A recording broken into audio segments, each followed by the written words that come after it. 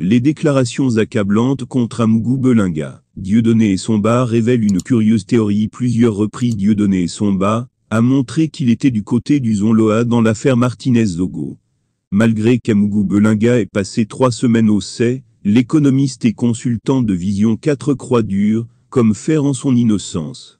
D'ailleurs, dans une récente sortie, il a affirmé que la justice n'avait aucune preuve contre le milliardaire. Il faut maintenant ajouter à ces affirmations une nouvelle tribune dans laquelle il remet en partie en question les déclarations de Justin Dambeau. Attention à syndrome Dreyfus. Dès le départ, j'ai mis en garde contre le complotisme ambiant qui recherche des causes mystérieuses à tous les phénomènes sociaux, y compris ceux qui relèvent de l'évidence.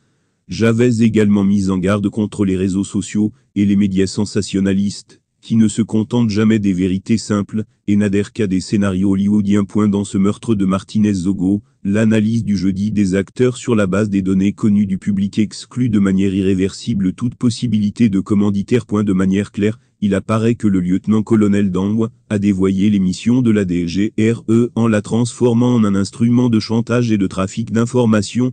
Évidemment que tout cela se faisait au sein d'un vaste réseau qui débordait largement la DGRE et comprenait notamment des hommes de médias, élément essentiel pour renforcer l'effet du chantage. Le meurtre de Martinez-Zogo, qui jouait un rôle déterminant dans cette économie de chantage et de trafic d'informations, s'explique plus simplement et plus logiquement dans ce milieu glauque et crépusculaire.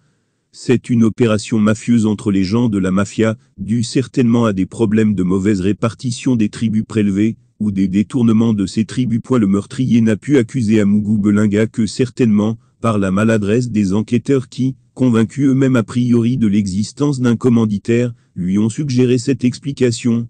Le colonel n'avait donc qu'à la suivre, en dénonçant le coupable parfait, qu'on lui a aussi certainement suggéré. Les enquêteurs se sont alors retrouvés totalement piégés.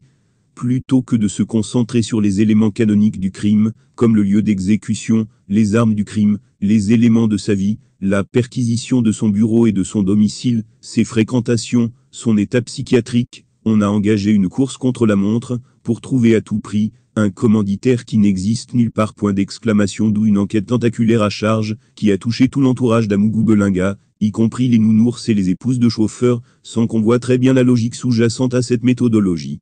Les preuves se réduisent à des conversations téléphoniques réinterprétées et surinterprétées pour les coller au meurtre. Depuis quand traite-t-on des meurtres par téléphone?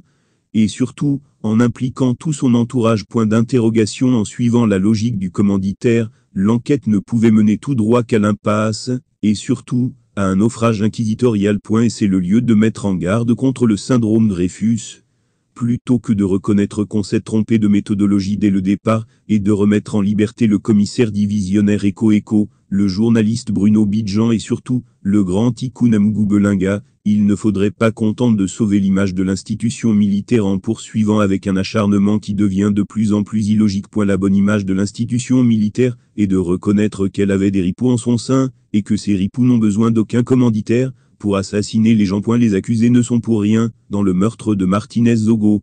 Celui-ci a été exécuté par la mafia dont il faisait partie, et où le lieutenant-colonel Dambeau joue un rôle décisif. C'est sur ce colonel ripou qu'on doit focaliser toute l'attention.